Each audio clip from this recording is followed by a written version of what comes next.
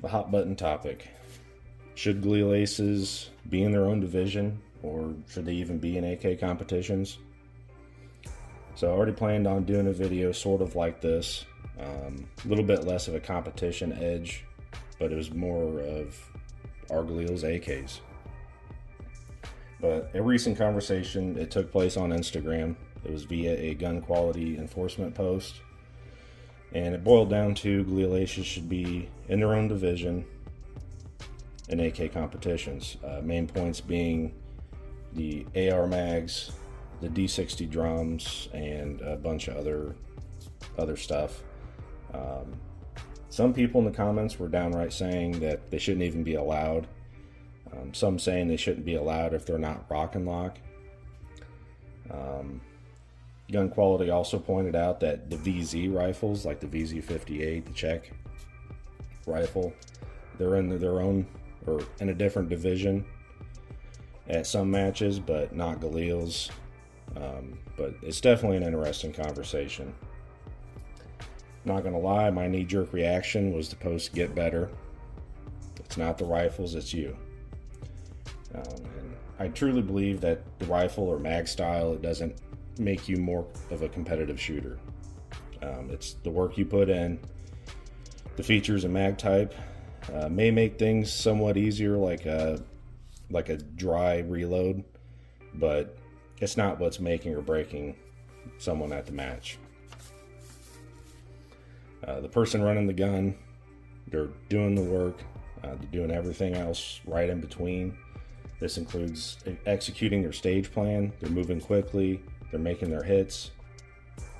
And back to the D60 drum, it's not like you can't slap a readily available 75 round drum in your AKM, or have a mag coupler, or learn how to top off so that you don't have a dry reload, you're just basically swapping out mags.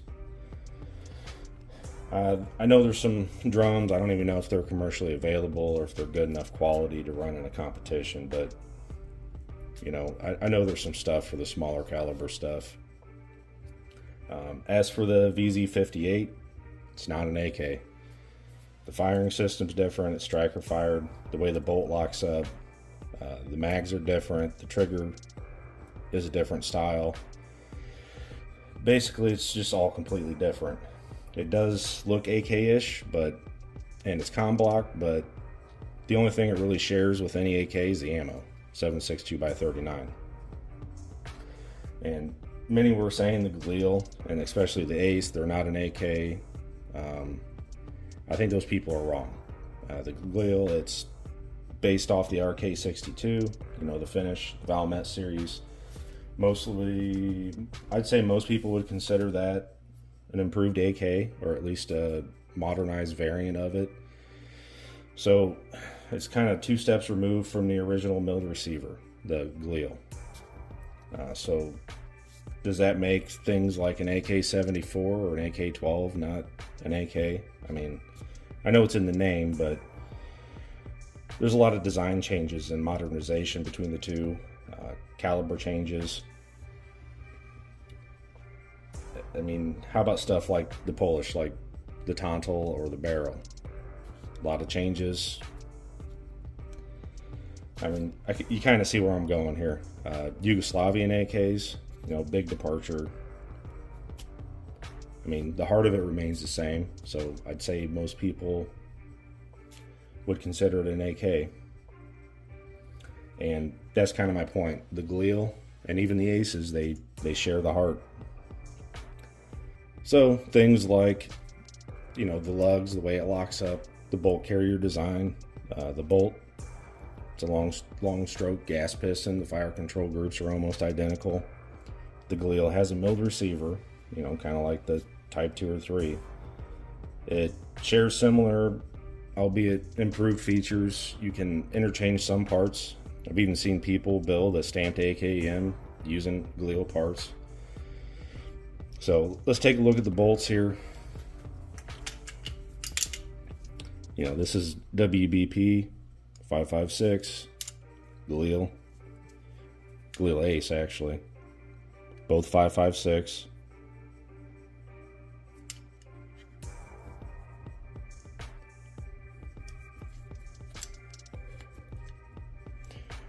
You know, the untrained eye probably couldn't see many differences. Recoil springs, dust covers,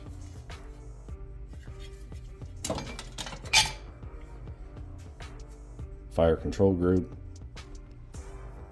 ejector,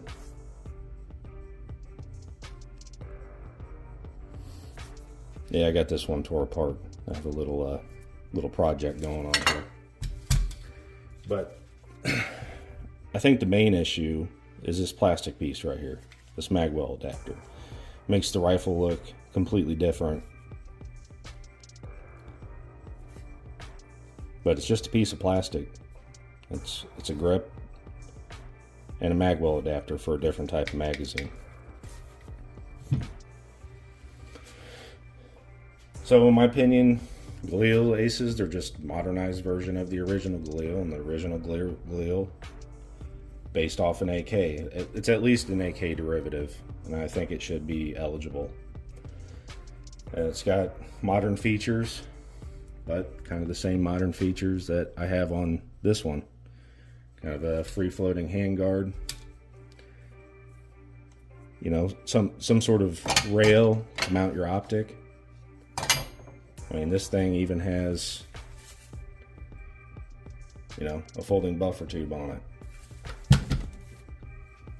So getting past the technical aspects of it all, the sentiment of many in the comments seem biased against, especially the PMag Aces, because they have an unfair advantage, and that's why people using them podium.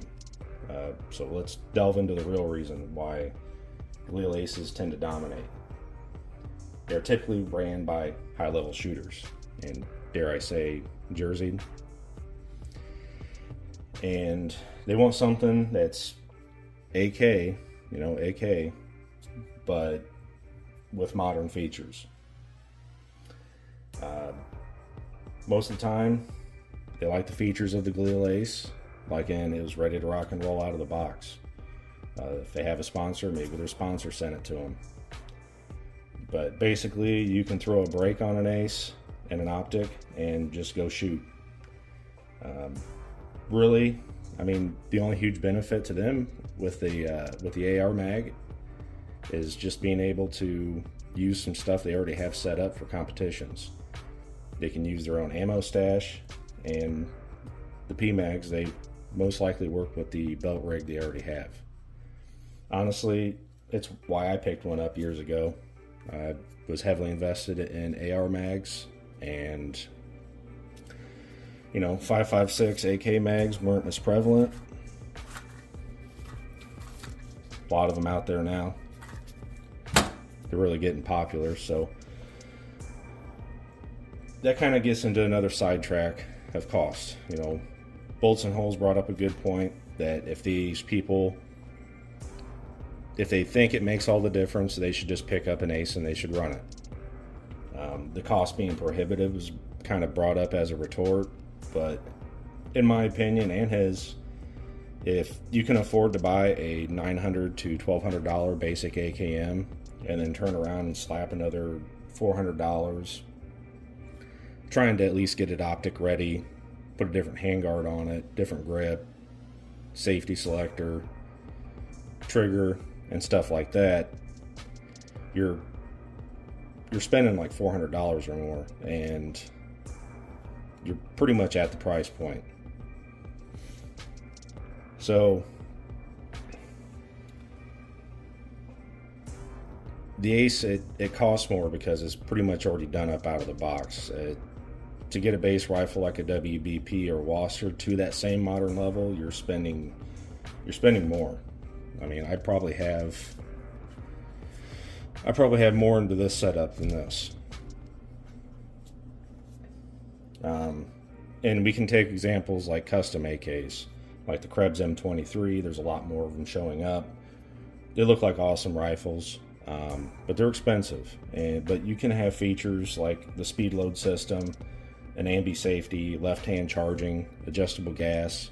It's got that full-length handguard and railed dust cover. Makes it real easy to mount stuff on it. But it's what people would call advantages. But in any case, back to the subject, these higher level shooters, they could probably take your AKM, even with just like a simple red dot on it, and they could give you their ace and they'd still beat you. You know, it's the common phrase, it's the Indian, not the arrow. It's my opinion that these people, they show up to a competition, the people complaining, they show up to a competition, they kind of have delusions or overestimated their ability. They see these guys running Galil Aces, and those people are tearing up stages, and they start thinking that's why they aren't doing good. I mean, I get it. I'd been there a while ago, and I got past it, started talking to these people, and I realized it's a lot of other stuff. So I'm saying that you should look at yourself. Are you spending time with that rifle a month or more before that competition? Like, it's the only thing you're working with, it's the only thing you're touching. Are you obsessing over the zero on it? Are you grouping different ammos, seeing what runs best? Are you seeing where your hits are at different distances? I'm talking 5, 7, 10, 15, 25, 50, and on out. Do you know your holdovers? Are you dry firing and handling it every day? Are you training at the range? Are you practicing mag changes, practicing topping it off on the move? That way you're not running dry. Knowing that rifle in and out, all the little quirks, all the things to look out for. Are you addressing those possible problems before the big day or the big weekend? If that rifle hiccups, do you know how to unfuck it? If you fumble a mag reload, can you recover? I mean, that's the kind of stuff that it takes, you know. And then onto yourself. Are you eating right? Are you hydrating before a competition? Are you getting enough sleep? Are you exercising? Doing that cardio? Can you fully understand a stage and calculate a stage plan that works for you? You know, I pose these questions because it's what I worked on before Kalashnikov. You know, I left 2024 Kalashnikov being beaten by better shooters. I understood that. I was mad at myself. Kind of went home with my tail between my legs. You know, instead of pinning their success on the rifle and the gear they were using, I noted what they did. I asked questions. I learned from it. You know, I took note of what I failed at as a shooter and incorporated the improvements into myself and my setup. And guess what? I came back this year and won first in my division both days. You know, and this was against some solid shooters. And I won despite some of the other shooters using Galil Aces. I'd say there's probably at least half a dozen of them there. Some of them rock and lock, some of them AR mags, you know. And I did it with a WBP 5.56 that I built and customized. So my main point is I put the time and effort in. You know, I've used a Galil Ace, this one. You know, I've used it in competition. And I want to say it's a couple years ago, like 2023. Saturday, didn't do as hot. There was a lot of really good shooters in my division. Sunday, I probably eked out. Yeah, I did. I eked out a second place. And that's probably because some of those better shooters moved to different divisions. And honestly, if I remember right, I think I went back and looked. It was bolts and holes. You know, this was the last year at Big Piney. So, you know, he beat me using an Arsenal SLR 106. You know, these aces aren't the mythical cheat code. They don't guarantee you a first place. It's more the shooter ability. So that's about all I have to say. So thanks for watching and listening to me. I just figured this kind of longer format video was going to be better to get my points across than walls of text and arguing with people on Instagram. That being said, look forward to comments. So say your piece in the bottom and we can continue the conversation. But until then.